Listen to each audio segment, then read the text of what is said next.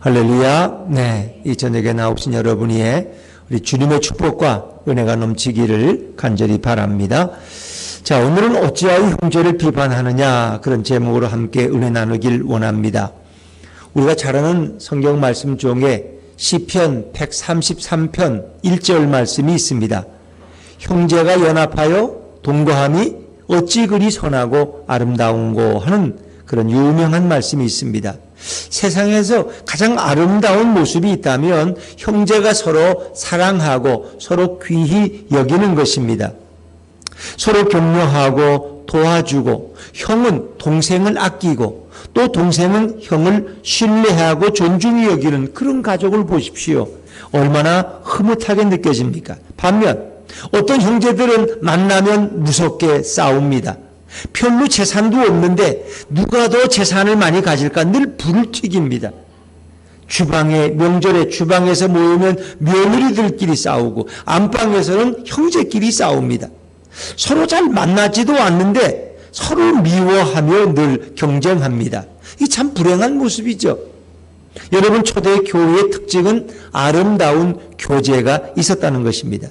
그들은 예수님을 믿고 성령을 체험하고 난 뒤에 서로 어떡합니까? 각 집에 모여서 떡을 떼었다 그랬어요. 또 그들은 함께 모여서 즐겁게 하나님을 찬양했습니다. 그들은 한번 만나면 쉽게 헤어질 줄을 몰랐어. 왜? 만나는 게 너무 즐겁고 행복했으니까. 그리고 그들은 필요한 사람들에게 자기의 물질도 나누어 주었어요. 그 초대교회가 서로 유무상통했다는 거예요. 그래서 이방 사람들에게까지 그들은 칭송을 받았습니다. 이것이 바로 교회의 모습입니다. 교회에는 큰 모임과 작은 모임이 있습니다. 우리가 회중의 모임, 이런 것은 큰 모임, 우리가 예배라고 하는 것이 주일 예배, 오후 예배, 수요 예배, 대개 예배는 큰 이런 회중의 모임입니다. 서로 모여서 하나님 앞에 예배 드리는데 우리 성도들이 함께 교제하고 찬양하며 영적으로 교류하고 그리고 기도하고 서로 눈물과 기쁨을 함께 나누는 이런 회중 예배가 우리에게 한 모임으로 있습니다. 그런가 하면은 우리가 흩어져서 모이는 작은 소그룹, 스몰 그룹 모임이 있습니다.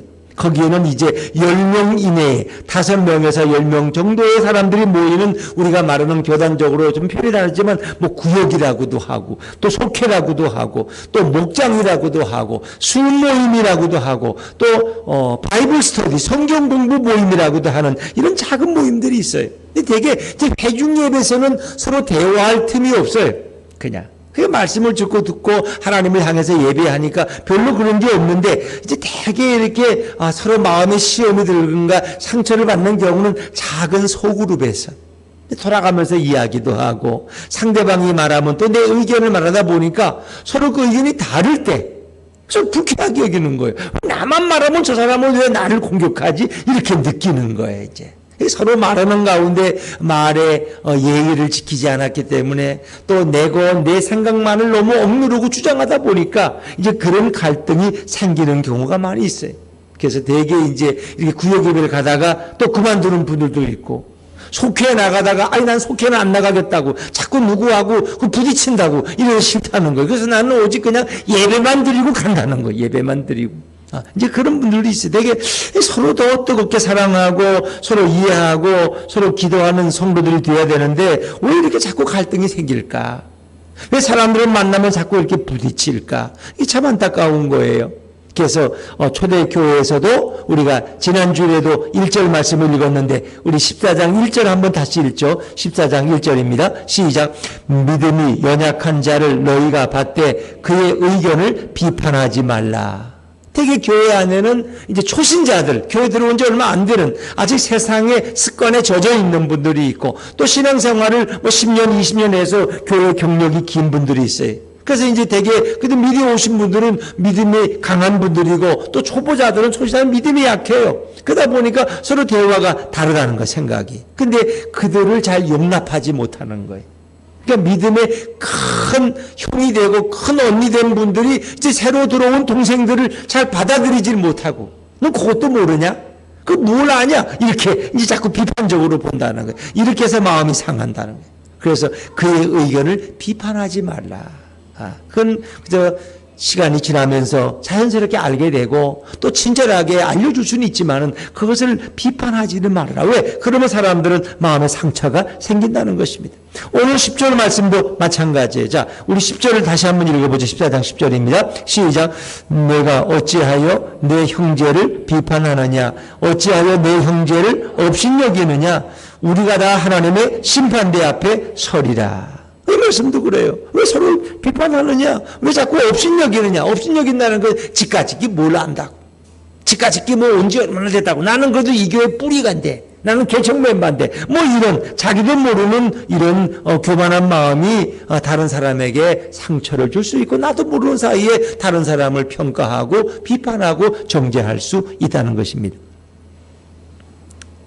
자, 여러분 우리는 이렇게 교회 사람들이 모이는 곳에는 늘 이런 아픔들이 있다는 것입니다. 그럴 때 교회의 사랑의 공동체는 분열하게 되고 금이 가게 되고 서로 상처를 가지고 살아가게 되는 거예요. 그 상처를 받은 사람은 또 누군가에게 또 다른 상처를 줘서 또 누군가에게 되갚음을 한다는 거예요. 나도 당했으니까 니도 한번 당해봐라. 이렇게 해서 또 누군가가 또 상처를 또 받는 이런 일들이 교회의 악순환이 되어는 거예요. 어찌 보면 그런 일들은 예수님의 마음에 고통을 드리는 일이고 예수님의 몸을 갈기갈기 찢는 일이라고도 말할 수가 있을 것입니다. 그래서 우리는 정말 이렇게 정말 믿음은 좋은데 정말 우리의 신앙의 경력은 있는데 서로 잘 하나가 되지 못하는 왜 그 사람이 살아온 문화적 차이가 다르고 또 성격이 다르고 또 서로 감정의 표현 방식이 다르기 때문에 오해를 갖기도 하고 또 이렇게 상처를 받는 경우도 있다는 것입니다. 서로가 형제를 판단하고 업신여길 때 우리는 그 좋은 평화의 관계가 깨어지게 되고 서로 시험에 들어서 어려움을 겪는 경우를 종종 보게 됩니다. 그것은 뭐 어느 교회나 예외가 없어요. 큰 교회는 큰 교회대로 작은 교회는 작은 교회대로 그런 어려움이 늘 있다는 것입니다. 그래서 오늘 10절에서는 우리가 서로 판단하고 비판하고 무시하지 말고 이제는 어떻게 하면 존경하고 서로 사랑하고 서로 하나가 되어야 되느냐 하는 것을 우리에게 설명해 주고 있습니다. 왜 우리가 존경하고 사랑하고 왜 하나가 되어야 될까? 그 이유를 10절에서 설명해 줘요. 첫째 이유는 우리가 형제이기 때문에. 오늘 10절에 보니까 어찌하여 내 형제를 비판하느냐? 아니 그 사람은 딴 사람도 아니고 외국인도 아니고 너의 형제가 아니냐? 어떻게 내 형제를 업신여길 수 있느냐? 그런 나의 형제이기 때문에 그가 신앙의 형제이든 혈연을 같이 나눈 형제이든 가장 가까운 자이기 때문에 원수가 아니기 때문에 우리는 그를 존중히 여기고 그를 사랑하고 그를 품어주고 하나가 되어야 된다는 것입니다. 아브라함은 창세기에 자기 조카 롯에게 뭐라 그랬어요? 아브라함의 이 목동들과 롯의 목동들이 자꾸 다퉈요. 왜? 양떼들이 섞이기도 하고 물 줄 때마다 너무 우물은 적고 양은 많으니까 양떼가 크니까 이게 자꾸 다투는 일이 생기는 거예요. 그래서 아브라함이 하루는 롯을 불러서 그런 말 했어요. 너의 목자나 내 목자나 우리 싸우게 하지 말자. 우리는 한 골육이라. 한 골육이라는 것은 우리는 한 피를 나는 가족이라는 거예요. 우리는 피를 나는 한 형제라는 거예요. 왜? 삼촌과 조카니까 그건 한 골육이죠. 그렇습니다. 모든 그리스도인들은 우리는 그리스도 안에서 한 가족이고 형제고 자매고 남매라는 것입니다. 가족은 서로 돌보고 서로 격려하고 사랑해야지 가족이라고 말할 수 있습니다. 그것이 바로 패밀리인 것입니다. 우리는 영적 가족인 것입니다. 우리가 가정에서도 예를 들면은 가족 중에서도 우리가 아이들을 이렇게 2명이고 3명이 키우다 보면 어떻게 해요? 아이들 중에도 공부를 잘하는 아이가 있어. 뭐 특별히 과외도 안 시켰는데 걔는 시험은 성적이 좋아. 근데 어떤 아이는 노력은 하는데 뭔가 성적이 늘 엉망이야. 이런 아이들도 있어요. 그러나 부모는 어떻게 해요? 공부를 잘하는 아이든 못하는 아이든 다 사랑하는 거. 왜? 내 자식이니까. 우리는 가족이니까. 또 아이들 중에는 특별히 건강한 아이, 타고나고 건강한 아이도 있어요. 그런가 하면 뭐만 잘못 먹으면 꼭 탈이 나는 그런 건강하지 못하고 병치레하고 부모의 마음에 근심을 주는 아이들도 있어요. 그러나 부모는 그가 건강하든 병치레가 잦든 다 그들을 사랑하는 거예요. 왜? 내 가족이고 내 사랑하는 자정이기 때문에. 그래서 가족은 그저 이렇든 저렇든 따지지 않고 늘 하나 되어서 살아가는 것이 가족인 것입니다. 부모는 오히려 그 아이가 약할 때 그 아이가 뭔가 다른 사람들보다 좀 부족할 때, 또 그 아이가 상처가 많을 때 부모의 마음은 더 아프고, 그런 연약한 자식에게 더 사랑을 채워주고 싶은 게 부모의 마음인 것입니다. 우리는 자녀가 잘나서, 그 자녀가 똑똑해서 사랑하는 것이 아닙니다. 그가 자녀이기 때문에, 그가 무조건 내 자녀이기 때문에, 우리의 한 가족이기 때문에 그를 사랑하는 것입니다. 하나님께서는 우리를 그렇게 대해 주십니다. 우리가 하나님 앞에 뭐 기도를 많이 하고 뭐 착한 일을 많이 하고 뭐 예배를 잘 드려서 우리를 꼭 사랑한다고 말할 수 없어요. 때로는 하나님 앞에서도 좀 뭔가 부족한 성도들도 자녀들도 많이 있잖아요. 그래도 그 부족해도 하나님은 그들을 차별하지 않으시고 그들을 사랑으로 맞아주신다는 거예요. 그 성경은 우리에게 하나님이 우리에게 그렇게 하셨듯이 우리가 믿음이 약한 자들을 비판하지 말고 참아주라고, 기다려주라고 이야기하는 거예요. 그가 아직 부족하지만 때가 되면은 그는 성숙할 때가 온다는 것입니다. 그러면 그 사람도 언젠가 성숙한 그리스도인이 되고 성장한 그리스도인이 되어서 다른 사람들을 품어주는 그런 믿음이 강한 그리스도인이 될 수 있다는 것입니다. 그래서 우리는 서로의 형제이기 때문에, 형제는 한 가족이고 그리스도 안에서 우리는 피를 나는 영적인 우리는 패밀리이기 때문에 우리는 서로 사랑해야 될 이유가 있다. 자, 두 번째로 스피릿에서 보면은 형제를 사랑해야 될 두 번째 이유가 있어요. 우리가 다 하나님의 어디 앞에 선다고 그랬어요? 심판대 앞에 선다는 거예요. 우리가 뭐 아무리 나는 잘못한 게 없고 나는 이렇게 했는데 저 사람이 왜 상처를 받는지 모르겠어, 뭐 말할지 모르지만 사람들은 그걸 판단 못해요. 그러나 하나님은 다 아신다는 거예요. 우리는 하나님의 심판대 앞에 서서 거기서는 하나님의 예리한 눈을 속일 수가 없다는 거예요. 그래서 우리는 늘 어떻게 해요? 서로 사랑하는 그런 영적 가족이 되도록 노력을 해야 된다는 거예요. 교회에서 우리가 나 아닌 다른 사람을 평가하고 판단하는 것은 늘 우리에게 문제가 될 수 있습니다. 사실은 내가 누구를 비판하면은 그 비판하는 사람도 또 누군가에게 비판을 받아요. 사람들은 다 그렇게 주고받거든요. 나도 누군가에게 또 비판을 받게 돼 있어요. 그래서 우리는 교회 공동체 안에서 가해자나 피해자나 엄밀한 의미에서 다 동일한 것이고, 누군가를 우리는 가능하면 비판하거나 평가하지 않을 때 다른 사람들도 나에게 좋은 시선을 가지고 나를 바라보고 또 서로 마음을 열 수 있다는 것입니다. 자, 우리 오늘 11절 말씀을 다시 한번 볼까요? 11절입니다. 시작. 기록되었으되 주께서 이르시되 내가 살았노니 모든 무릎이 내게 꿇을 것이요 모든 혀가 하나님께 자백하리라 하였느니라. 이 얘기는 그리스도의 심판대 앞에서는 숨길 것이 하나도 없다는 거예요. 예수님은 내가 부활해서 살아나셨다는 거예요. 그리고 모든 무릎이 예수님의 심판대 앞에 무릎 꿇을 것이, 그리고 모든 혀가 숨김없이 하나님 앞에 자백한다는 거예요. 하나님 앞에서는, 예수님 앞에서는 숨길 수가 없어. 왜? 그분은 우리의 마음 중심을 다 아시기 때문에. 사람 앞에서나 숨기지 하나님 앞에서는 숨길 수가 없어요.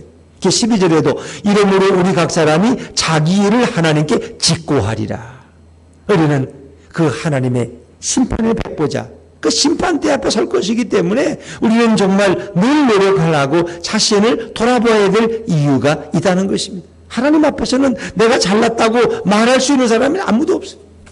나는 완벽하다고 이렇게 잘했다고 말할 사람이 아무도, 우리는 다 하나님 앞에서는 다 부족한 사람이요 죄인에 불과한 것입니다. 그렇기 때문에 성경은 우리가 서로 비판하지 말라는 거예요. 왜?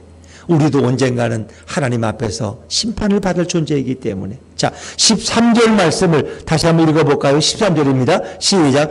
그런즉 우리가 다시는 서로 비판하지 말고 도리어 부딪힐 것이나 거칠 것을 형제 앞에 두지 아니하도록 주의하라.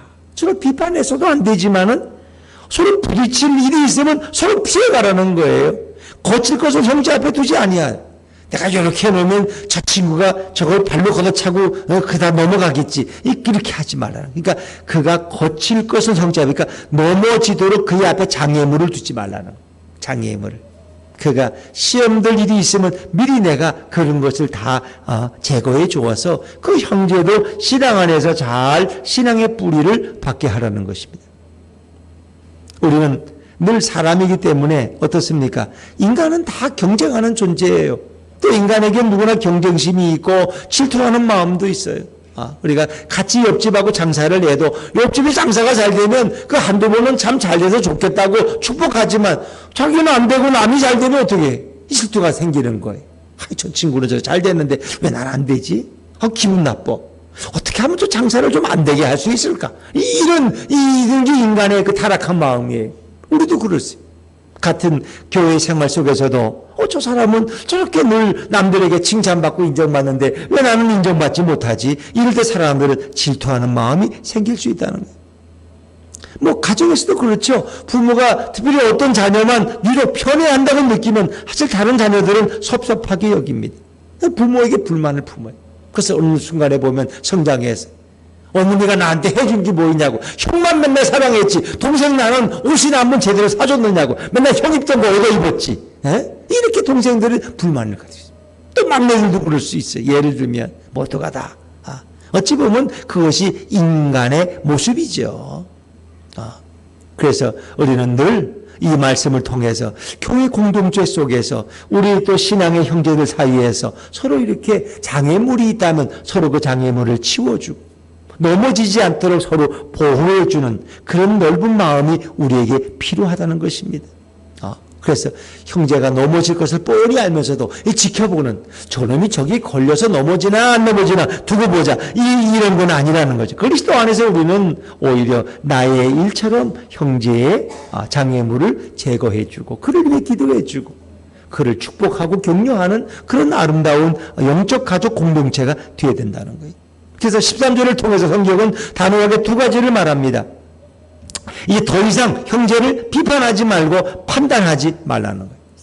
형제를 더 이상 판단하거나 비판하지 말라.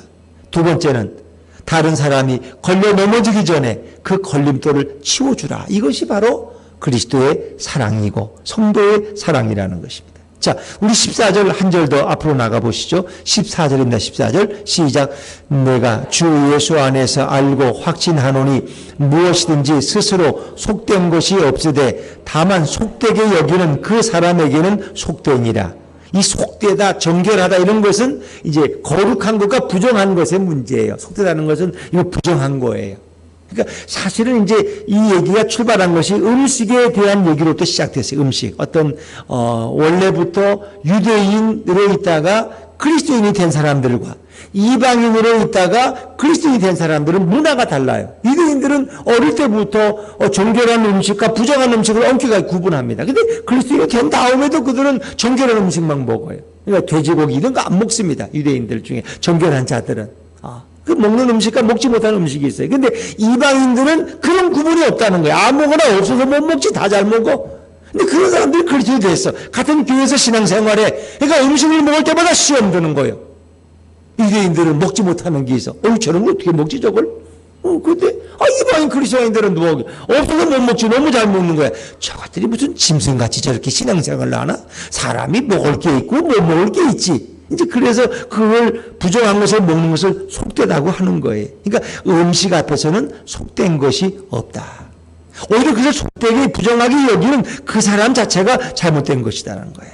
그래서 음식 때문에 형제가 시험 들게 하지 말아라. 뭐 그런 얘기죠. 자, 우리 15절 말씀까지 읽어보죠. 15절입니다. 시작. 만일 음식으로 말미암아 내 형제가 근심하게 되면 이는 내가 사랑으로 행하지 아니함이라. 그리스도께서 대신하여 죽으신 형제를 내 음식으로 망하게 하지 말라. 그래서 이런 음식의 문제. 그리고 초대교회가 이제 이 예배 끝나면 같이 음식을 나눠 먹는 전통이 있어요. 그런데 이제 우리 고린도서에도 보면은 어떤 사람들은 자기들끼리 부유한 사람들끼리 모여가지고 음식을 해가지고 와서 자기들끼리 모여서 먹는 거야. 그런데 가난한 사람들은 가난한 사람들끼리 모였는데 그들은 먹을 게 없어서 그들은 그냥 그 교제 시간에 먹을 게 없어서 굶어. 근데 부유한 사람들은 자기들끼리만 배불리 먹는 거야. 이런 일이 교회 안에서도 일어난다는 거야. 교회 안에서도. 그렇죠. 그래서 우리는 늘 어떻게 해요?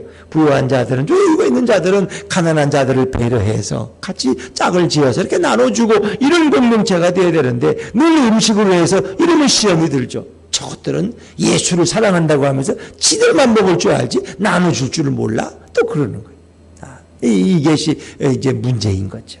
뭐 어떤 두 사람이 이렇게 서로 그리스도인인데 서로 인사를 하니까 그리스도인이야. 그래서 이제 같이 기차 타고 여행하면서 서로 이렇게 가다가 주거니 받거니 좋은 간증도 하고 하다가 식사할 시간이 되었어. 근데 한 사람이 이제 자기 도시락을 꺼내더니 이거 나눠주고 먹으면 안 되고 자기만 먹는 거야. 자기만 먹는 거야. 그래서 이제 그 배고픈 형제가 같은 그리스도인인데 어떻게 저럴 수 있냐. 예수님의 사랑은 서로 형제가 없을 때 서로 나눠주라고 했는데 어떻게 저렇게 혼자만 드십니까? 라고 물었더니 이 사람이 뭐라 그러냐. 너는 내 형제의 것을 탐내지 말라. 그러면서 혼자 먹는 거. 왜 남의 음식을 탐내냐는 거래. 이건 잘못된 거죠.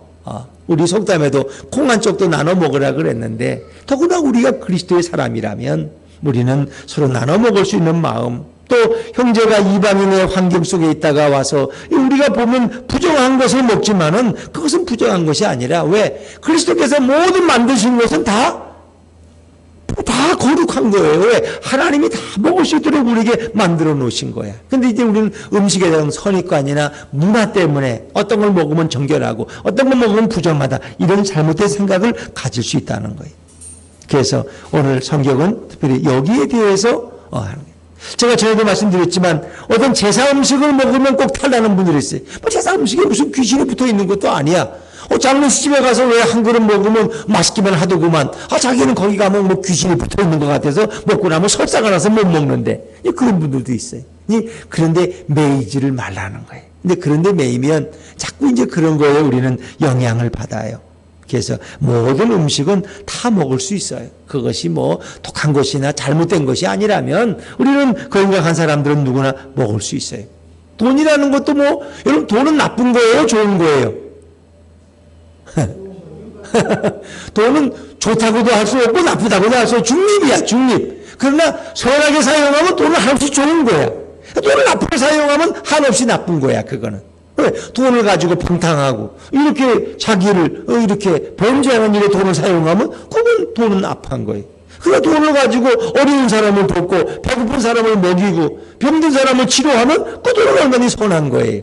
음식도 마찬가지라는 거예요. 거기에 기준을 두지 말라는 거예요. 거기에. 그래서 초대교회 때는 이제 그런 문화적 차이들이 선악으로 많이 이렇게 선입관을 가지고 됐다는 거예요. 바울은 음식 자체가 속하거나 정결한 것이 아니다. 그리스도께서는 모든 것을 다 정결하게 만드셨기 때문에 무엇인지 먹을 수 있다. 그러나 이제 유독 바울이 이제 강조하는 건 있어요. 그런 일로 인해서 아직 믿음이 연약하든가 그 음식을 먹지 못하는 사람 앞에서는 너도 그의 믿음을 위해서 먹지 말라는 거예요. 너가 좀 참으라는 거예요. 먹고 싶어도. 나는 믿음이 강해서 먹어도 되지만 그러나 믿음이 연약한 자들을 배려하고 그들이 혹 시험 들지 않도록 그렇게 하라는 거예요. 시험 들지 않도록. 이제 그게 중요하죠, 여러분. 그렇습니다. 그래서 우리는 이런 늘 서로를 배려하는 마음을 가져야 된다 하는 것입니다. 예수님께서는 우리가 미워하는 형제를 위해서도 십자가에서 못 박혀 돌아가셨습니다. 하나님은 그 사람도 사랑하셨기 때문에 그 사람을 위해서도 예수님이 십자가에서 못 박혀 돌아가셨다면 우리는 그 형제를 우리도 사랑할 수 있어야 된다는 거예요. 그래서 오늘 15절 말씀 다시 한번 읽어보죠. 15절입니다. 시작. 만일 음식으로 말미암아 내 형제가 근심하게 되면 이는 내가 사랑으로 행하지 아니함이라. 그리스도께서 대신하여 죽으신 형제를 내 음식으로 망하게 하지 말라. 그 형제도 그리스도가 그를 위해서 십자가에 희생당하시고 죽으셨는데 그를 살리기 위해서 너가 음식 때문에 그를 왜 또 시험 들게 만들고 왜 지옥에 떨어지게 만드느냐 말이에요. 그래서 우리는 늘 교회가 식당이 있을 때 또 코로나지만 지금은 점심을 못 먹지만 점심을 마음대로 먹을 때 늘 이렇게 먹는 문제 때문에 사람들은 시험이 들기도 하고 참 그렇죠. 우리 생각하면 그래. 그거 뭐 그런 먹는 걸 가지고 그러냐고. 집에 가서 먹으면 되지. 짜장면 한 그릇 사 먹으면 되지. 근데 그게 그렇지 않다는 거예요. 왜 교회 왔는데 왜 사람을 차별하느냐. 누구는 왜 두 그릇 주고 나는 왜 한 그릇밖에 안 주느냐. 이런 것들이 사람들에겐 자꾸 시험거리가 되고 또 마귀가 그런 것을 이용해요. 어떤 그런 걸 이용해. 그래서 우리가 이 먹는 문제는 참 어찌 보면은 우리가 조심하고 늘 서로를 배려해야 될 문제다. 초대교회 안에서는 이런 먹는 문제로 인해서 사실은 문제가 많이 발생했다는 것을 우리가 성경에서 읽을 수가 있는 것이죠. 바로 그 사람을 위해서도 그리스도께서 십자가에 죽으셨다. 자, 이제 좀 한 걸음 더 나아가서 16절, 17절 말씀, 16절, 17절 같이 읽습니다. 시작. 그러므로 너희의 선한 것이 비방을 받지 않게 하라. 하나님의 나라는 먹는 것과 마시는 것이 아니요 오직 성령 안에 있는 의와 평강과 희락이라. 너희의 선한 것이 비방을 받으면 안 되고, 하나님의 나라, 이 교회 공동체는 먹는 것과 마시는 것이 아니야. 너무 먹는 문제, 마시는 문제로 시험이 들고 그렇게 하지 말라는 거예요. 오히려 우리는 성령 안에서 하나님 주시는 의로움과 평강과 희락 가운데 살아간다는 거예요. 먹고 마시는 것이 하나님 나라 중심이 아니라는 거예요. 그것 때문에 시험 들게 하지도 말고, 거기에 생명을 걸지도 말고, 거기에 그것 때문에 형제들에게 상처를 주지도 말라는 것입니다. 하나님의 나라는 의와 평강과 희락이라. 희락이라는 건 기쁨이야, 기쁨. 그래서 우리 그리스도인들은 어떻게 해야 돼요? 늘 주님과 바른 관계를 맺고, 주님이 주시는 그 의로움 속에 있어야 되고, 주님이 주시는 평강을 누려야 되고, 주님이 주시는 그 기쁨 가운데 우리는 살아갈 수 있어야 된다는 것입니다. 물론 우리가 배부르게 먹으면 사람들은 포만감을 느끼고 행복하다. 오늘 교회에서 아주 점심 잘 먹었네 라고 기분 좋게 나갈 수도 있겠죠. 오늘 참 이 소고기 국물에다가 오늘 참 교회가 잘 차렸네 이렇게 할 수, 물론 그것이 기쁨을 줄 수도 있어요, 때로. 그러나 그것은 영원하지 않다는 것입니다. 그래서 오히려 우리의 관심은 하나님의 말씀의 양식을 통해서 배부름을 느끼고 그 말씀을 통해서 평강과 기쁨을 느끼는 것이 더 중요한 것이지, 육신적인 음식을 통해서 누리는 기쁨은 오래 가지도 못할 뿐더러 그것 때문에 언젠가는 시험에 들 수 있다는 것입니다. 먹고 마시는 문제는 하나님의 나라, 하나님의 뜻이 거기에는 없다는 것. 하나님의 나라의 중심은 의와 평강과 기쁨이다. 하나님의 나라는 진정 하나님과 바른 교제, 바른 관계를 맺는 사람이 하나님의 나라에 속한 것이고, 하나님이 주시는 그 평화의 기쁨을, 평화 속에 들어가는 자들. 세상 걱정과 염려가 아니라 주님이 주시는 평안 가운데 거하는 자. 그리고 주님이 주시는 그 기쁨을 누리는 자가 진정 하나님 나라 가운데 살고 있는 자고, 하나님의 나라를 누리며 살아가는 자다 하는 것입니다. 하나님의 나라는 바로 평강이라고 성경이 말합니다. 그 평강의 반대는 뭐예요? 투쟁과 경쟁이죠. 투쟁과 경쟁. 그래서 요즘 우리 사회에, 전에도 이제 그런 문제가 예민했는데, 이런 회사에 가면은 어떤 고용주와 노동자의 이런 관계, 이런 사실은 이 고용주와 노동자의 관계는 서로 상생의 관계예요. 노동자가 있어야 고용주가 있고, 고용주가 있어야 또 노동자가 있는 거야. 근데 서로를 원수처럼 해. 고용주는 우리 노동자들의 피를 빨아먹는 놈들이야. 또 이렇게 생각하고, 또 고용주들은 저 노동자들 때문에 이거 못해 먹겠어. 이거 회사를 문 닫든지 해버리고 팔아버리든지 해야지 이거 못해 먹겠다고. 이러면 안 되는 거예요. 그 서로 상생의 관계예요. 기업을 경영하는 경영자도 잘 돼야 될 거고, 노동자들도 그 회사에서 보람있게 일하고, 그리고 정당한 대우를 받고 자기 삶을 영위할 수 있는 거예요.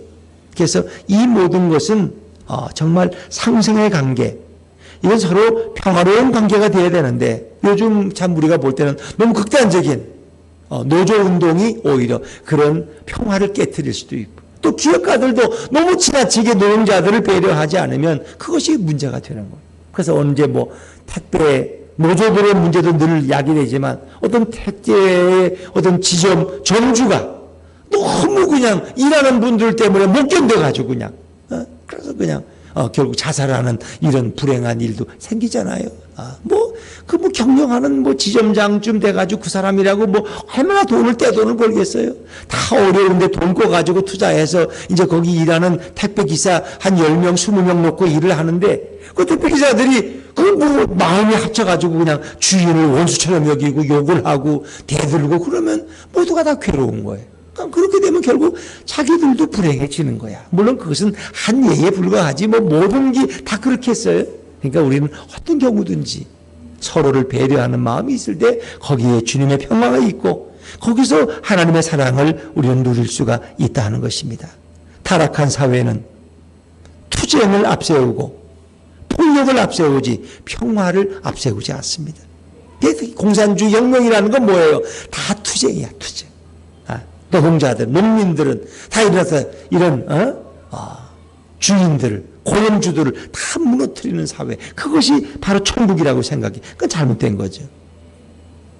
진정한 사회는 하나님 주시는 기쁨을 누리지만 타락한 사회는 기쁨이 아니라 쾌락을 추구하는. 그것은 본능에서, 타락한 본능에서 나온 쾌락을 추구하는 사회는 결국은 망하는 거죠. 우리 사회에 마약이라는 것이 얼마나 깊이 뿌리 박혔는지 정말 이제 너무나 많은 젊은이들이, 연예인들도 뭐 마약 그런 걸로 뭐 수시로 재판을 받고 감옥을 드나드는 분들 많이 봐요. 왜? 이미 중독자가 되어서. 그건 기쁨이 아니야. 그거는 이미 중독에서 누리는 그런 잘못된 것이다 하는 거죠. 그는 세상의 쾌락을 추구하는 거죠. 자, 우리 좀 더 나아가서 18절 말씀, 18절입니다. 18절 같이 읽죠. 시작. 이로써 그리스도를 섬기는 자는 하나님을 기쁘시게 하며 사람에게도 칭찬을 받느니라. 그리스도를 섬기는 성도들은 하나님을 기쁘시게 해야 되고 사람들에게도 칭찬받는 자가 되어야 되겠다. 그래서 19절 제가 읽어볼게요. 19절. 그러므로 우리가 화평의 일과 서로 덕을 세우는 일을 힘쓰나니 그랬습니다. 서로 화평하기 위해서, 서로 덕을 세우는 일을 위해서 서로 우리 기도하고 양보하고 서로 힘쓰는 그런 크리스찬들이 되어야 되겠다 하는 것입니다. 오늘 성경은 분명하게 선언하고 있습니다. 음식으로 하나님의 나라를 허물지 말고 하나님의 사업을 무너지게 하지 말라는 거예요. 자, 20절 말씀입니다. 20절 시작. 음식으로 말미암아 하나님의 사업을 무너지게 하지 말라. 만물이 다 깨끗하되 거룩김으로 먹는 사람에게는 악한 것이라. 모든 만물은 하나님이 다 깨끗하게 창조하셨어. 근데 거기에 자꾸 죄책감을 가지고 어떤 자기의 잘못된 선입관 때문에 음식으로 남에게 상처를 주고 시험 들게 하는 것은 그것은 악한 것이다. 그래서 음식 때문에 하나님의 사업을 무너지게 하지 말라. 어찌 보면 우리가 세워가는 것이 하나님의 사업 아닙니까? 사업이란 표현이 뭐 비즈니스, 어떤 세상적인 표현 같지만 오늘 그리스도인들은 하나님의 사업을 확장시켜 가는 거야. 어떤 사업이 우리는 선교 사업, 그렇죠? 복음 사업. 우리는 이런 사역을 확장시켜 가는 거야. 하나님의 나라를 확장시켜 가는 거 우리는 다. 그렇죠? 그런데 음식 때문에 하나님의 사업을 무너지게 하지 말라. 이건 뭐 한 예가 음식이지 우리의 사사로운 욕심이나 우리의 잘못된 생각 때문에 선입관이나 남을 비판하는 일이나 부정적인 그런 견해 때문에 하나님의 사업을 무너지게 하지 말라. 그것은 바꿔 말하면 하나님의 교회를 허물어뜨리지 말으라는 것입니다. 그 모든 것이 하나님의 역사를 방해하는 장애물이 될 수 있다는 거예요. 그래서 오늘 21절에도 뭐예요? 이제 그런 먹는 문제로 거리끼게 하지 않는 것이 아름답다. 자, 21절 같이 읽죠. 21절 시작. 고기도 먹지 아니하고 포도주도 마시지 아니하고 무엇이든지 내 형제로 거리끼게 하는 일을 아니함이 아름다우니라. 너무 이런 먹는 문제들 때문에 이게 서로 상처가 많으니까 오히려 그런 일을 안 하는 게 좋겠고 그런 일로 형제를 거리끼게 하지 않는 것이 아름다운 성도의 모습이다. 그것은 늘 나보다 연약한 사람, 나보다 부족한 사람을 늘 배려하라는 거예요. 그래서 우리 모두가 함께 그리스도 안에서 함께 자라가고 함께 성장하고 함께 아름다운 사랑의 공동체를 이루어 가자는 그런 이제 권면의 말씀이죠. 그리고 이제 먹는 음식의 문제에 있어서도 그것이 문제가 없다면 믿음으로 하고 거기에 양심의 가책이나 죄책감을 갖지 말라는 거예요. 오히려 그것을 믿음으로 하지 않는 사람들은 오히려 그것이 죄가 될 수 있다는 거예요. 죄가 될 수 있다. 그래서 어떤 그런 것도 다 우리가 하나님 주시는 지혜와 믿음으로 그 일을 하고 거기서 우리는 자유로워야 된다. 그런 것에 얽매이거나 속박되지 말아라. 음식의 노예가 되지 말아라. 거기서 자유로운 자가 되라고 이렇게 권면하고 있습니다. 이것은 뭐 비단 음식의 문제만이 아니라 우리는 모든 면에 있어서 늘 서로 다른 사람들을 배려하고 교회 공동체를 세워가고 가정에서는 서로 화평을 이루고 그래서 믿음으로 화목함으로써 하나님 앞에 영광 돌리고 예수 그리스도의 몸된 교회를 세워나가는 하나님의 사람들 우리 주의 백성들이 다 되시기를 주의 이름으로 축원합니다.